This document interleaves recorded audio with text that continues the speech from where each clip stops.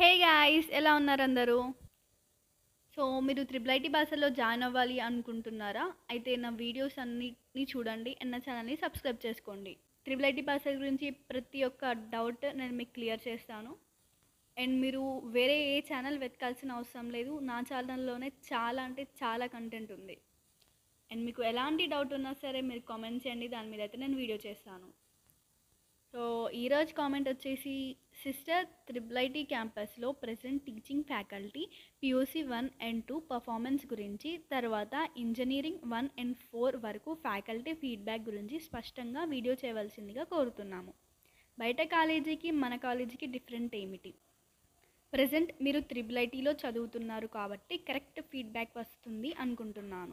And ఇంకో comment వచ్చేసి, క్యాంపస్లో అన్ని ల్యాబ్స్ మరియు లైబ్రరీ, డిజిటల్ లైబ్రరీ బాగున్నాయి, కానీ ఫ్యాకల్టీ టీచింగ్లో కరెక్ట్గా లేదు అని అంటున్నారు కొంతమంది విద్యార్థులు. అయితే ఈ ఇయర్ మా అబ్బాయిని ఈ క్యాంపస్లో అడ్మిషన్ తీసుకోవచ్చునా? దయచేసి దీని మీద ఒక వీడియో చేయగలవా? సో మీ డౌట్ని క్లియర్ చేసి ఆల్రెడీ ఒక వీడియో ఉంది త్రిబుల్ ఐటీ భాష గురించి, ఆర్జీకేటీ గురించి కొన్ని వాస్తవాలు అనేసి. సో మీరు ఆ వీడియో చూసినా సరే మీకు డౌట్ అనేది క్లియర్ అవుతుంది. సో మెయిన్గా మీ క్వశ్చన్స్ ఏంటంటే, నాకు అర్థమైంది ఫ్యాకల్టీ ఎలా ఉంది, బయట కాలేజెస్కి మన కాలేజ్కి డిఫరెన్స్ ఏంటి, ఈ ఇయర్ త్రిబుల్ ఐటీ భాషలో అడ్మిషన్ చేయించవచ్చా అనేసి. ఫస్ట్ ఫ్యాకల్టీ విషయానికి వస్తే, నేను చెప్పేది ఏంటంటే, ఈ ప్రపంచంలో 100% పర్ఫెక్ట్ అంటూ ఎవ్వరు ఉండరు. సో అదైతే అందరికీ తెలిసిందే కదా. దీన్ని నేను ఇంకా మంచిగా బయట కాలేజ్ అండ్ మన కాలేజ్కి కంపేర్ చేసుకుంటూ చెప్తాను. బయట కాలేజెస్లో లక్షలు పెట్టి చదువుతాం, అక్కడ ఫ్యాకల్టీ బాగాలేకున్నా సైలెంట్గా ఉంటాం, అక్కడ ఫుడ్ బాగాలేకున్నా సైలెంట్గా ఉంటాం, అక్కడ ఫెసిలిటీస్ బాగాలేకున్నా సైలెంట్గా ఉంటాం, అక్కడ ఏది బాగాలేకున్నా వాయిస్ అయితే రేస్ చేయం. కానీ ఇక్కడికి వచ్చేసరికి ఇది గవర్నమెంట్ కదా, ఒక చిన్నది ఏది బాగాలేకున్నా మీకు అది నెగిటివ్గానే అనిపిస్తుంది. సో నేను త్రిబుల్ ఐటీ భాషలో ఇక్కడ ఫ్యాకల్టీ బాగున్నారు బాగాలేదు అని దాన్ని బట్టి నేను చెప్పట్లేదు. లైక్ ఇప్పుడు 6 or 7 సబ్జెక్ట్స్ ఉన్నాయి, ఆ 6 or 7 సబ్జెక్ట్స్లో ఏదో ఒక ఫ్యాకల్టీ మంచిగా లేకపోవచ్చు. సో అదే పట్టుకొని వాళ్ళు ఫ్యాకల్టీ బాగాలేరు అనుకుంటూ అంటుంటారు. మీకు కనుక అంతగా నాలెడ్జ్ ఉంటే ఎన్ఐటీలో ఐఐటీలో సీట్ తెచ్చుకోండి, నేను కాదంటలే, అదే బెస్ట్ త్రిబుల్ ఐటీస్ కంటే. సో ప్రతి ఒక్కళ్ళకైతే ఎన్ఐటీలో ఐఐటీస్లో సీట్ రాదు కదా. సో మరి వాళ్ళు ఏం చేస్తారు?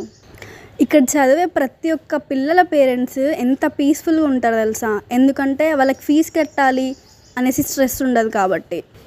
అరే ఫ్యాకల్టీ బాగాలేకపోతే యూట్యూబ్లో చదువుకోండి, 9,000+ స్టూడెంట్స్ ఉన్నారు, అందులో ఒక్కళ్ళైనా ఫ్యాకల్టీ బాగాలేదు నేను చదవా నేను ఉండా అనైతే ఆగిపోలేదు కదా, వాళ్ళకి జాబ్స్ అయితే రాకుండా లేరు కదా. బయట కాలేజెస్లో ఏం చేస్తారు, ఇంపార్టెంట్ క్వశ్చన్స్ ఇస్తారు, బట్టి పెట్టిస్తారు, ఎందుకంటే వాళ్ళ కాలేజ్కి ప్రెస్టేజ్ రావాలి కదా. కానీ మన దగ్గర అలా ఉండదు. నాకు తెలుసు ఈ వీడియో చూస్తే మా కాలేజ్ వాళ్ళు వచ్చి నన్ను కామెంట్స్లో వేసుకుంటారు, బట్ మీకు దీని వాల్యూ ఇప్పుడు అస్సలు అర్థం కాదు. ఎప్పుడైతే మీరు బీటెక్ అయిపోయి 6 years అయిపోతుందో అప్పుడు అర్థమవుతుంది. ఇదేదో పెద్ద గొప్ప అని కూడా నేను చెప్పట్లేదు. మీకు మనీ ఉంది, మేము చదివించగలుగుతామంటే you can go for it, మీరు చదివించుకోండి. సో టాలెంట్ అనేది ఆ రెస్పెక్టివ్ పర్సన్లో ఉంటుంది. అండ్ ఇంజనీరింగ్ ఫ్యాకల్టీ గురించి చెప్తే, so inter first year and inter second ఇయర్లో మీకు కొంచెం ఇబ్బంది అవ్వదు అని నేను చెప్పట్లేదు. మీరు ఆల్టర్నేటివ్గా యూట్యూబ్ నుంచి అన్నా మీరు చదువుకోవచ్చు, లైక్ దాని నుంచి మీరే ఎక్కువ ఎక్స్ప్లోర్ చేస్తారు. So self learning is the best. But మీకు ఇంజనీరింగ్కి వచ్చేసరికి అలా ఏం ఉండదు. ఇంజనీరింగ్ ఫ్యాకల్టీ అందరూ చాలా సూపర్గా ఉంటారు, ఒక్క ఫ్యాకల్టీ కూడా ఇలా ఉండరు లైక్ మంచిగా చెప్పరు అనేసి. ల్యాబ్స్ అండ్ ఆల్ అన్నీ ప్రాక్టికల్గా చెప్పిస్తే చాలా బాగుంటారు ఇంజనీరింగ్ ఫ్యాకల్టీ. లైక్ ఇంటర్కి వచ్చేసరికి ఏమవుతుంది అంటే 1,500 స్టూడెంట్స్ ఉంటారు, లైక్ ఇందులో ఇంజనీరింగ్లో ఉన్నట్టు బ్రాంచెస్ ఉండవు కదా. సో అందరికీ ఒకటే ఫ్యాకల్టీ టీచ్ చేయడం అనేది అది ఇంపాసిబుల్, ఎందుకంటే అందరికి ఒకటే సబ్జెక్ట్స్ ఉంటాయి కాబట్టి. సో ఒక్కొక్కరికి ఒక్కొక్క ఫ్యాకల్టీ రావచ్చు. మీరు వాళ్ళని అడగండి, ఫస్ట్ వాళ్ళని క్వశ్చన్ చేయండి, ఎందుకు మంచిగా చెప్తలేరు మాకు అర్థం కావట్లేదని. సో మీరు బయట నెగిటివిటీ స్ప్రెడ్ చేయడం కంటే మీ ఫ్యాకల్టీకి క్వశ్చన్ చేయండి, లేకపోతే కంప్లైంట్ ఇవ్వండి ఈ ఫ్యాకల్టీ ఇలా ఉన్నారు అనేసి. అడ్మినిస్ట్రేషన్ వాళ్ళకి చెప్పండి, ఫస్ట్ ఫ్యాకల్టీకి అయితే చెప్పండి మాకు అర్థం కావట్లేదు మీరు మంచిగా చెప్పండి అనేసి. మీరు అలాంటివి చెయ్యరు, బట్ ఫ్యాకల్టీ మాత్రం మంచిగా చెప్తలేరు అని చెప్తారు. సరే కనీసం మీకు అర్థం కాకపోయినా సరే మీ పక్కనున్న ఫ్రెండ్స్తోనన్నా నేర్చుకోండి. లైక్ ప్రతి ఒక్కటి స్పూన్ ఫీడ్ రావాలంటే అది ఎక్కడైనా సరే దొరకదు. సో ఇదైతే నా పాయింట్ ఆఫ్ వ్యూ. ఉన్నాయి నెగిటివ్స్ కూడా ఉన్నాయి, నేను కాదని చెప్పడం లేదు. సో అవన్నీ దాటుకొని మనం సస్టైన్ అవ్వాలి, మనకు జాబ్ తెచ్చుకోవాలి. అండ్ ప్లేస్మెంట్స్ మీదైతే నేను ఇంకో వీడియో చేస్తాను, దాని గురించి మళ్ళీ ఈ వీడియోలో ఇంక్లూడ్ చేస్తే అది లాంగ్ అయిపోతుంది. సో ఎక్కువ కామెంట్స్ వస్తే ప్లేస్మెంట్స్ గురించి చేయమని నేనైతే వీడియో చేస్తాను. సో మీకు వీడియో కావాలంటే మీరు కామెంట్ చేయండి. అండ్ IIIT భాషల్లో ఉన్న ఫెసిలిటీస్ గురించి కూడా నేను వీడియో చేశాను, సో మీరు అది కూడా చూడండి ఒకసారి. అండ్ మా బ్యాచ్ వచ్చేసి B19. ఇప్పుడు నేను బీటెక్ 4th ఇయర్లో ఉన్నాను. మా బ్యాచ్కి వచ్చినన్ని కష్టాలు అసలు ఏ బ్యాచ్కి రాలేదు. ఎందుకంటే B18 వరకు మా సీనియర్స్ వరకు అన్నీ మంచిగా స్మూత్గా జరిగిపోయినాయి. లైక్ యూనిఫామ్స్ కానివ్వండి, ల్యాప్టాప్స్ కానివ్వండి, అండ్ ప్లేస్మెంట్స్ కూడా. మా బ్యాచ్కి వచ్చేసరికి అన్నీ పోయాయి.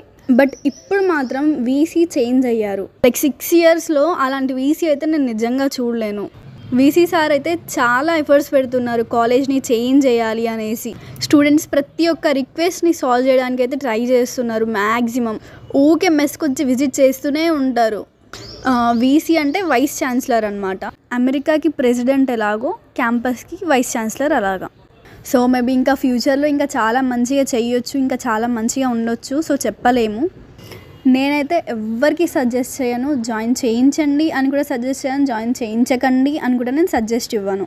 తర్వాతకి మళ్ళీ ఏమైనా వచ్చి నన్ను తిట్టేస్తారు. కొంతమంది సస్టైన్ అవుతారు, కొంతమంది సస్టైన్ అవ్వలేరు. సో ఒక్క అడ్వాంటేజ్ అంటే మెయిన్గా చాలా అంటే చాలా మనీ సేవ్ చేసుకోవచ్చు. లైక్ బయట అయినా సరే ఎవరు ల్యాప్టాప్స్ ఇవ్వరు కదా ఫ్రీగా. ప్రైవేట్ కాలేజెస్లో చదివితే ఖచ్చితంగా ల్యాప్టాప్ కావాలి, సో అది కొనుక్కోవాల్సిందే. అండ్ ఇప్పుడు ఫ్రీ వైఫై కూడా పెట్టించారు. అండ్ డిజిటల్ లైబ్రరీ కూడా ఉంది, సెంట్రల్ లైబ్రరీ కూడా ఉంది. సో ఇవన్నీ మీకు ఇప్పుడు అర్థం అవ్వవు, ఒక 2021 అలా వచ్చాక మీకు అర్థమవుతుంది. వేరే వాళ్ళ పాయింట్ ఆఫ్ వ్యూ వేరేలా కూడా ఉండొచ్చు, నేను దాన్ని కూడా తప్పనట్లే. సో నన్ను రిక్వెస్ట్ చేశారు కాబట్టి సో ఇది నా పాయింట్ ఆఫ్ వ్యూ. సో దాన్ని మీరు రిసీవ్ చేసుకోవడం అది మీ పాయింట్ ఆఫ్ వ్యూ. సో అర్థమైంది అని అనుకుంటున్నాను. నా ఛానల్ అయితే చాలా డౌన్ఫాల్లో ఉంది స్టిల్, అయినా సరే నేను మీకోసం వీడియోస్ చేస్తున్నాను. అక్కడ కనిపిస్తుంది కదా 3.8K సబ్స్క్రైబర్స్ అని. సో ఆ సబ్స్క్రైబర్స్ కూడా నాకు 0 అన్నట్టే లెక్క. ఎందుకంటే నా ఛానల్ డిమానిటైజ్ అయిపోయింది. స్ట్రైక్ పడి ఛానల్ మొత్తం మళ్ళీ 0కి వచ్చేసింది. So I'm not getting anything out of it. But మీరు కనుక నా ఛానల్ని చూసి వీడియోస్కి లైక్ చేసి సబ్స్క్రైబ్ చేసుకొని నాకు సపోర్ట్ చేస్తే I'm so happy for that. ఎందుకంటే మీకోసం ఇంత టైం ఇచ్చి మరి మీకోసం వీడియోస్ చేస్తున్నాం కాబట్టి సో ఖచ్చితంగా ఛానల్ని ఫాలో అవ్వండి. స్టిల్ ఇంకేమైనా డౌట్స్ ఉన్నా సరే మీరు కామెంట్ చేయండి, దాని మీద వీడియో చేస్తాను.